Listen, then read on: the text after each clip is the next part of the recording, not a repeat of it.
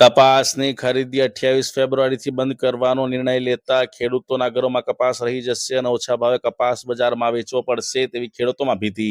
પ્રાપ્ત અહેવાલ મુજબ છોટાઉદેપુર જિલ્લાના નસવાડી, બોડેલી, સંખેડા તાલુકામાં 34 જેટલી કપાસ ખરીદવાની જીનો આવેલી છે. સીસીઆઈ દ્વારા ટેકાના ભાવ 8,060 થી કપાસની ખરીદી કરવામાં આવે છે, પરંતુ સીસીઆઈ કપાસની ખરીદી 28 ફેબ્રુઆરીથી બંધ કરવાનો નિર્ણય લેતા ખેડૂતોના ઘરોમાં કપાસ રહી જશે અને ઓછા ભાવે કપાસ બજારમાં વેચવો પડશે તેવું ખેડૂતોમાં ડર છે. એક તરફ ખેડૂતોને સીસીઆઈમાં કપાસ વેચવા માટે ઓનલાઈન રજીસ્ટ્રેશન પણ સીસીઆઈએ બંધ કરી દીધું છે. સરકાર એક તરફ કહે છે કે ખેડૂતોની આવક બમણી થશે, છેવાડાના માનવીનો વિકાસ થશે, બીજી તરફ ખેડૂતોને આવી રીતે હેરાન પરેશાન કરવામાં આવે છે તેવો આક્ષેપ કરવામાં આવ્યો છે. આદિવાસી વિસ્તારમાં ખેડૂતો ખેતી ઉપર નભી રહ્યા છે, ત્યારે બીજી તરફ ખેડૂતોને પૂરતા ભાવ બજારમાં ન મળતા ખેડૂતોની હાલત કફોડી બની છે. સરકારે સીસીઆઈની ખરીદી વધુ સમય શરૂ રહે તેવા પ્રયાસ કરવા જોઈએ. હાલ તો સરકારના આ નિર્ણયથી ખેડૂતોમાં રોષ જોવા મળી રહ્યો છે. એક તરફ હોળીનો પર્વ આવી રહ્યો છે, આદિવાસી સમાજનો સૌથી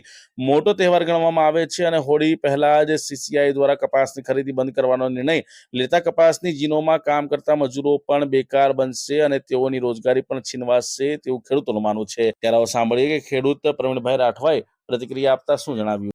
ખેડૂતો પાસે હજુ બહુ કપાસ બાકી છે કહેવાય વેચવા માટેનો, એટલે સીસીઆઈને સમય વધારવું જોઈએ, 1 મહિનો હજુ વધારવું જોઈએ તો ભાવ સારો મળે. સીસીઆઈ ખરીદે એટલે અને ખુલ્લા બજારમાં વેચે એટલે ખેડૂતોને ફાયદો ના થાય, એટલે સીસીઆઈનો સમય મર્યાદા હજુ વધારવું પડે. 1 મહિનો, ચોથો મહિનો આખો ચાલુ રાખવું જોઈએ. પાસે છે કહેવાય.